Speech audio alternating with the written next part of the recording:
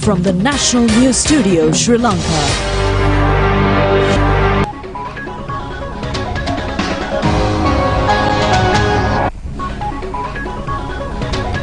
Good evening.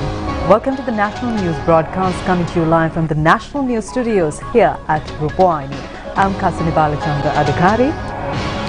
Good evening. I'm Win Hettiarachi and today is the 22nd of February and here are today's headlines.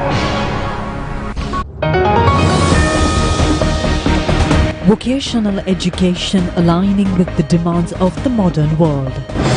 Disciplinary action against the CEB spokesman.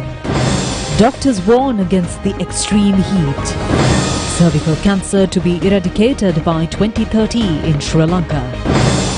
World Health Organization labels Gaza as a death zone. Sri Lanka seals T20 series victory against Afghanistan.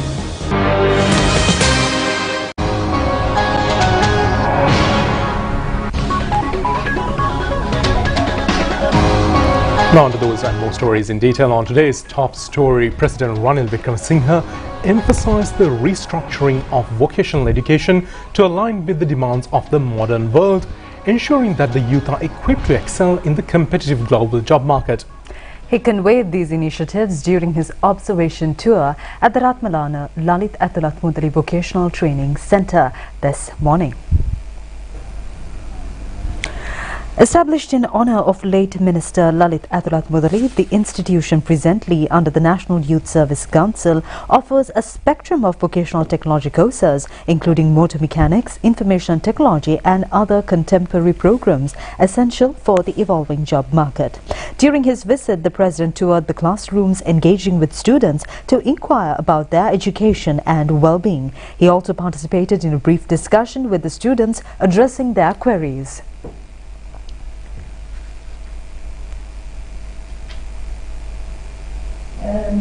මම කැමති මේ පෙරපාසල් පාඨමාලාවේ වැඩි දුර අධ්‍යාපනයක් හදාරලා මගෙන් කියන පෙරපාසලක් පටන් ගන්නවා. ඒකට අපිට අවශ්‍ය වෙන ණයක් ලබා ගන්න පුළුවන් විදිහට ඔබතුමාට පෙරපාසල් ඉදිරිපත් කරන්න. In response to a question regarding opportunities for Sri Lankan youth in the realm of modern technology, the President highlighted the country's swift digital transformation, emphasizing the prioritization of advancements such as artificial intelligence. He expressed optimism about Sri Lanka's trajectory in embracing evolving technologies. Meanwhile, in response to a student's request to establish her own preschool after completing her studies, the President assured that the government would also focus on supporting such initiatives as part of the program to advance preschool education.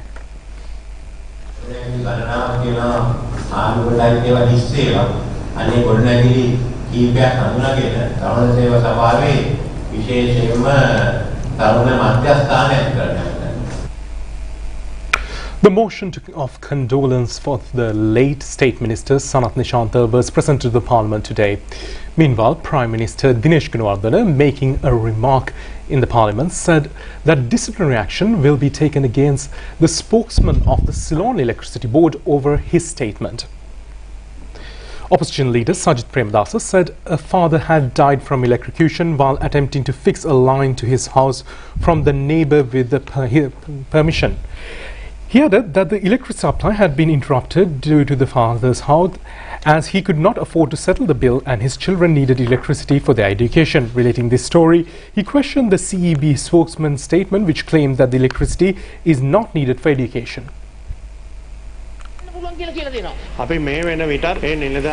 Prime Minister Dinesh Gunawardena said that disciplinary action had been initiated against the relevant state officials. He conveyed that the government will not discriminate any underprivileged sections in the society with basic amenities.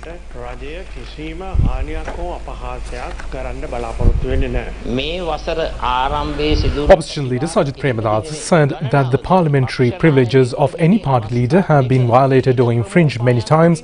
He said that even though the parliamentary working days have been reduced this week, the two questions posed by him should not be neglected or avoided. Urging the prayer speaker to address the issues raised by opposition leader, Minister Prasanna Rantunga said that the party leaders and the backbencher MPs of the SJB alliance have not been given adequate time to raise their questions in Parliament.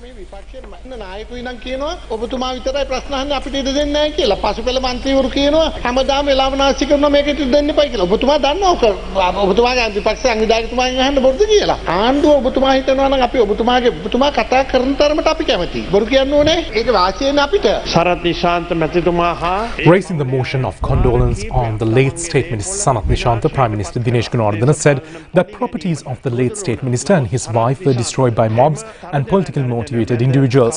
The Prime Minister said the late State Minister faced such situations without any fear.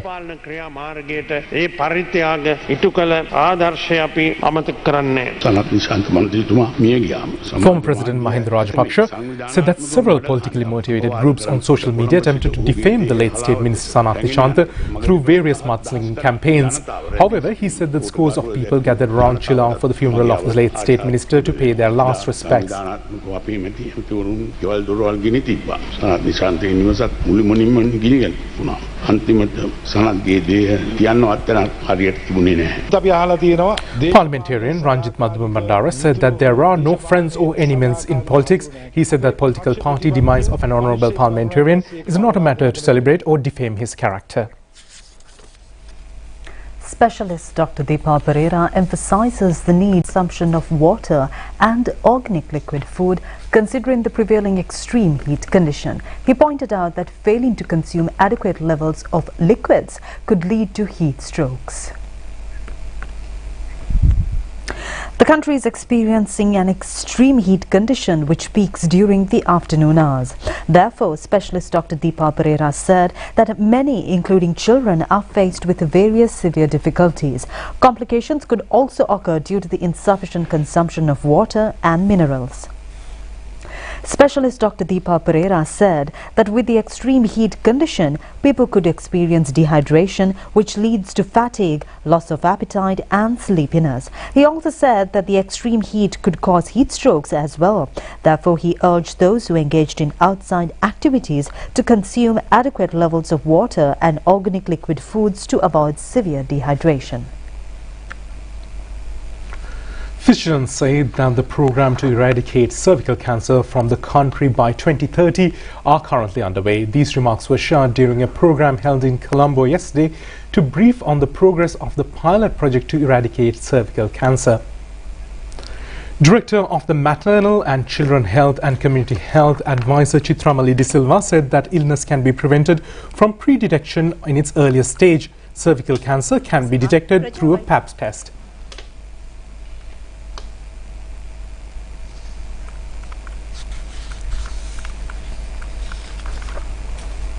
So from that time onwards, we started looking for the evidence that are available island-wide and as well as the worldwide to introduce some interventions to improve the health of women in Sri Lanka. So we started with the Pap smear screening at that time, which had a lot of evidence that has an effect of identifying early lesions even before the cervical cancer occurs. We diagnose the precancerous lesions, and if we attend to these lesions, we can treat the patient, and we can prevent a person getting the disease by treating the precancerous lesion. So that is how it was started in Sri Lanka, and then it was expanded right throughout the country. We started as a pilot in some districts, and then all around the country, and once we achieved a good coverage, we were thinking of what are the other screening methods that are available worldwide. Internationally, WHO accepted screening methods, and then we decided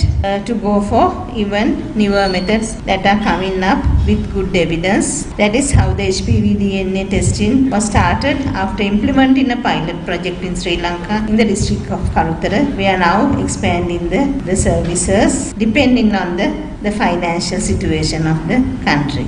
Thank you, Sandeep. I think you raised an important issue. I think first of all we should understand cervical cancer is one of the preventable cancers worldwide. So, World Health Organization has declared an elimination strategy for cervical cancers.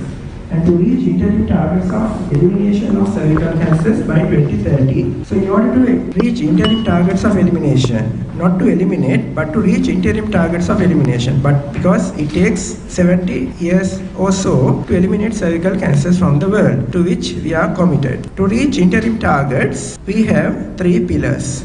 The first being vaccination, to vaccinate girls who are less than 15 years of age. So in Sri Lanka we have a program where we vaccinate school girls at the age of 10 to 11 years, and we have reached 90% coverage. So we have achieved the first pillar of interim targets of elimination of cervical cancers by now. And the second pillar is to screen women at the age of 35 and 45 years of age. So in order to screen women, we have, it's our predecessors have established an infrastructure where we have about 1,000 well-woman clinics in the country, in 28 health districts in 9 provinces in the country.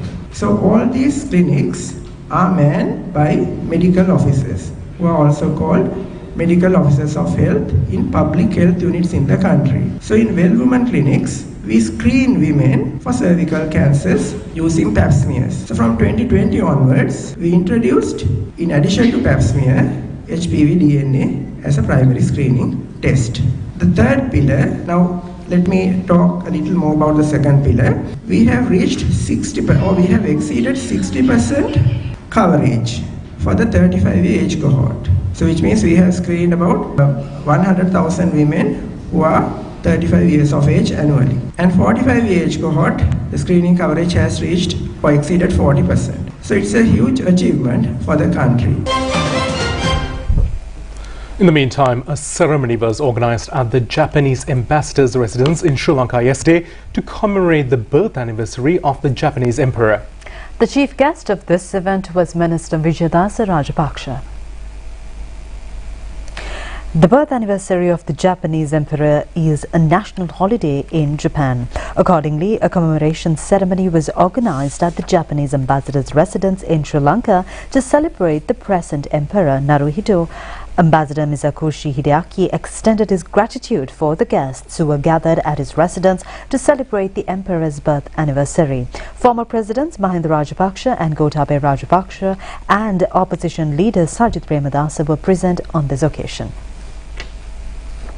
In Sri Lanka, it is a fitting moment to reflect on the more than 70 years of our diplomatic relations and to renew our commitment to our unwavering friendship.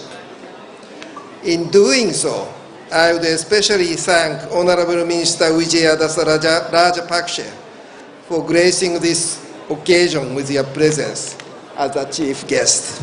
I would like to express my deepest gratitude to the Sri Lankan government and the people of Sri Lanka for your compassion and support extended to us upon the devastating earthquake that shook Japan's Noto Peninsula on the very New Year's Day this year. Your gesture of sympathy for and solidarity with the Japanese people have greatly heartened us in getting over the sorrow and hardship. Ladies and gentlemen, although the economic crisis that crippled Sri Lanka's socio-economic life in 2022 was a harrowing experience, it created a rare opportunity for Japan to assist Sri Lanka in the same spirit as His Excellency J.R. Jayawardena by extending a helping hand to Sri Lanka in the sincere hope of contributing for Sri Lanka to achieve an independent, democratic, and prosperous Sri Lanka. We are elated to see the remarkable improvement made in the Sri Lankan economy and social stability since the darkest days of the crisis.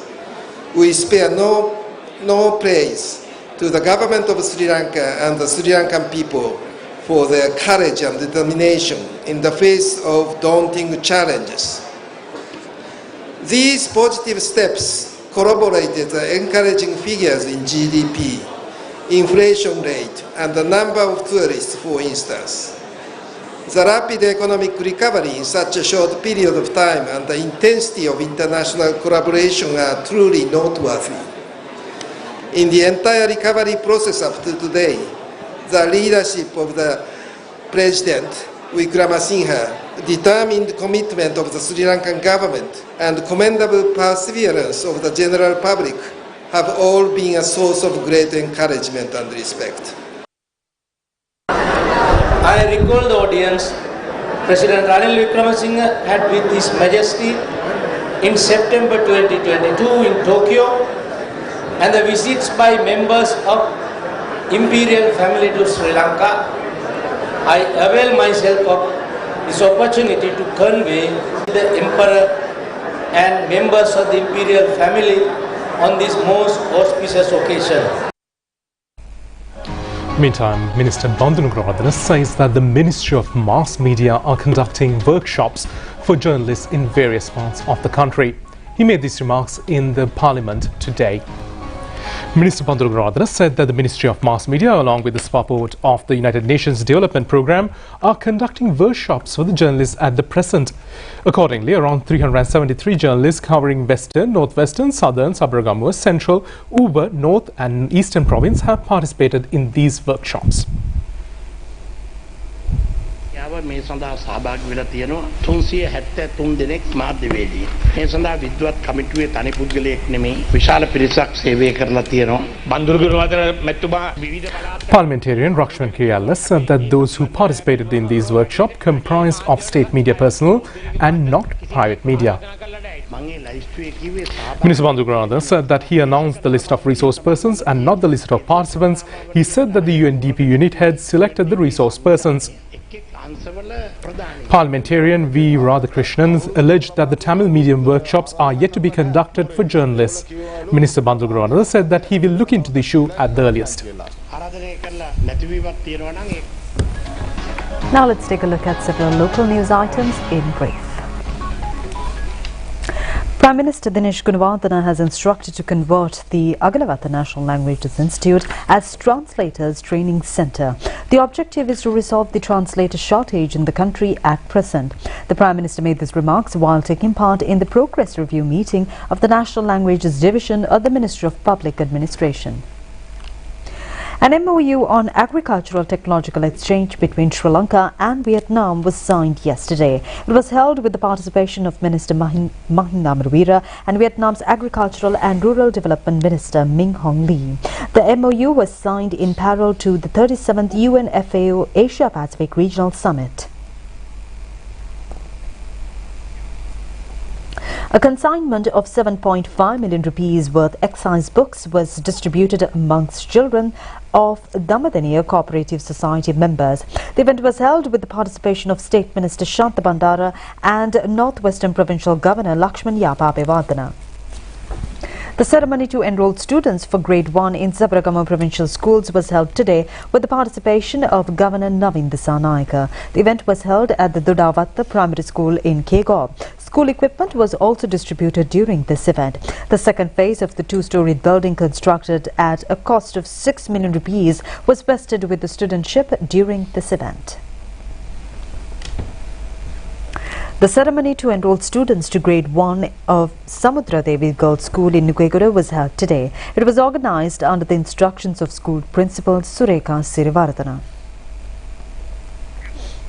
The annual prize giving 2023 of Sri Lanka Law College was held yesterday. Awards and certificates were presented to students who passed the 2021 law exams. The chief guest of this event was Chief Justice Jayanta Jayasuriya.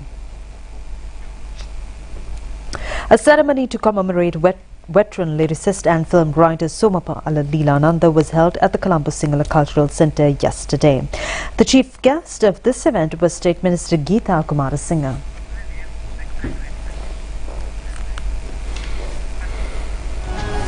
Now, even when an animal is tamed and timid, its unpredictable nature should not be underestimated.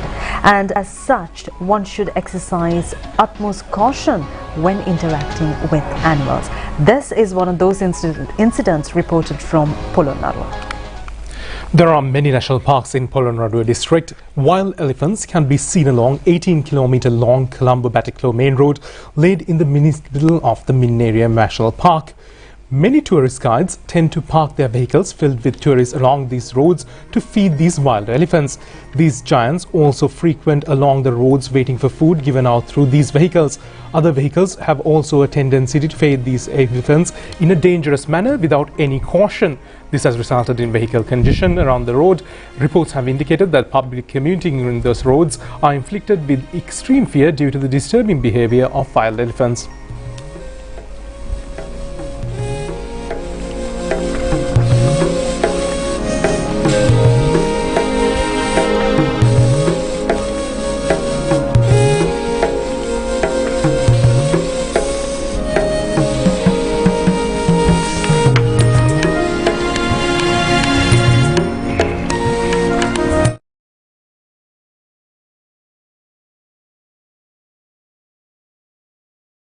Paddy cultivation in Ihakuluvaga Diabeduma Polonnaruwa has been affected by an Asian rice gall midge spread. The farmers in the area have been severely affected from the spread. Around 280 farmers in Ihakuluvaga area had cultivated paddy in over 1,000 acres of land for the Maha season. The farmers have said that the Asian rice gall midge spread has caused severe damages to the crops. They further alleged that even though the relevant authorities were informed about this issue, adequate measures are yet to be taken to mitigate the spread. We'll be back with foreign news after a short break.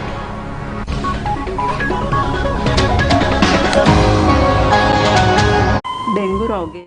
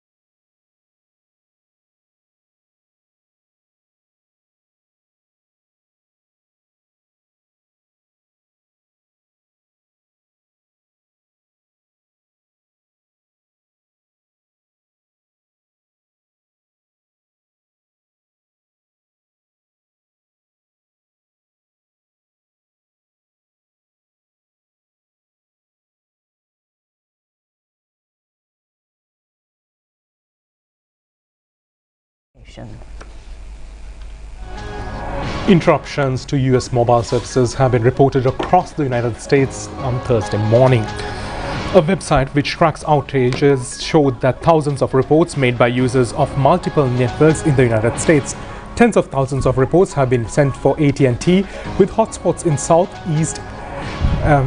Users say that phones are displaying SOS messages, leaving them unable to make calls or access their services. Users are having issues with call, text and internet access, with most reported indicated of no service or no signal. 911 emergency service is also down in some areas, with officials advising the use of landlines, social media or cell phones with a different carrier in the event of emergency. The cause is unclear. At least 23 people have died in central Venezuela after a wall of earth collapsed at an illegally operated gold mine while dozens of people were at work.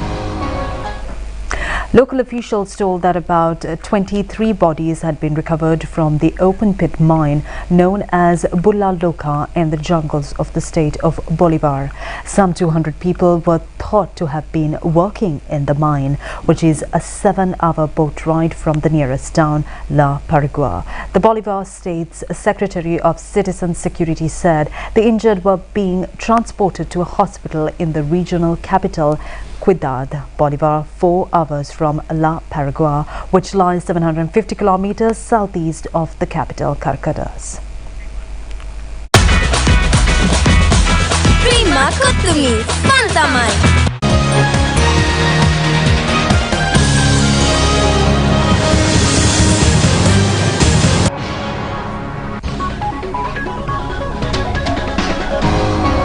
Out of sports news, Sri Lanka managed to win the T20 series against Afghanistan by 2-1.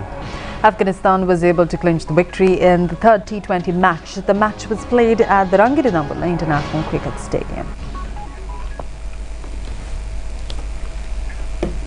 Afghanistan won the toss and opted to bat first.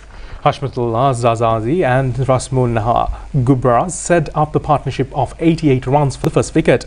Zazazi scored 45 runs while Gubraz scored 70 runs.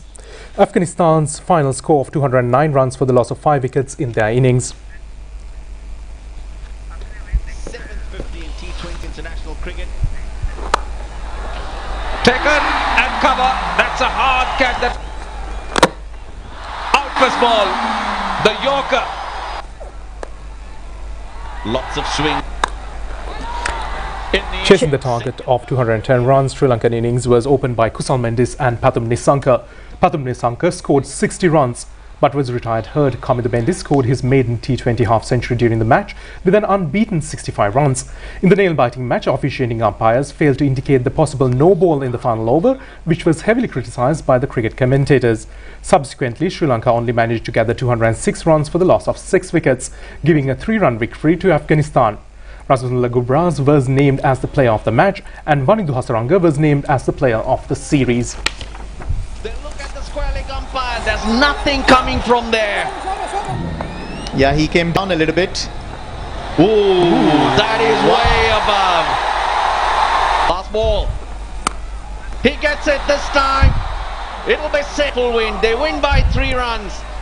It's been a long tour, tough one, but they finish with a bang. Trophy for Mr. Nemanta Abesinghe Anta Dodangwela, Executive Committee member of Sri Lanka Cricket. Crowd එකට මම ගොඩක් ස්තුතිවන්ත වෙනවා මොකද මේ වගේ තරඟාවලියක් ඇවිල්ලා ඒගොල්ලෝ අපිට සපෝට් කරපු එක. ඉතින් මම හිතනවා ඔයගොල්ලෝ ඉස්සරහටත් අපිට මේ විදිහටම සපෝට් කරයි කියලා. ඉතින් මම ඔයගොල්ලන්ට ගොඩක් ස්තුතිවන්ත වෙනවා. Hand over the winners trophy to the Sri Lankan captain Vanidhu Hasaranga. Yeah, Sri Lanka would have liked a whitewash here. It's only once before have they. Terima kasih, Pantamai. And with that, we wind up tonight's English news on Rupavahini. I'm Kasani signing off together with Uvin. We'll see you tomorrow at the very same time. Good night.